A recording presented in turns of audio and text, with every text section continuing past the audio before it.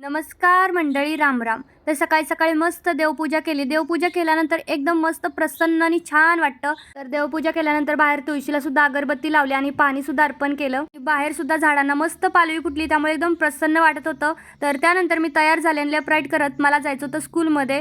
तर आहे मशाल चौक, जो की मी रेग्युलरली तुम्हाला दाखवत असते, दमनमधला मशाल चौक. आणि तिथून पुढे मी ATM मध्ये आले, कारण पैसे काढल्याशिवाय तर ॲडमिशन होणं शक्य नाही. तर ॲडमिशन करायचं आहे म्हणजे तो त्याच स्कूलमध्ये राहणार आहे, फक्त त्याचं ॲडमिशन कन्फर्म करायचं आहे आणि कन्फर्म करायला फी भरावी लागती.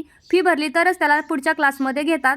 तर पटकन ॲडमिशन वगैरे घेतलं. ॲडमिशन घेतलं म्हणजे फी भरली. फी भरून पटपट पावभाजीचं सामान घेतलं आणि पावसुद्धा घेतले, दूध वगैरे घेतलं आणि घरी यायला निघाले.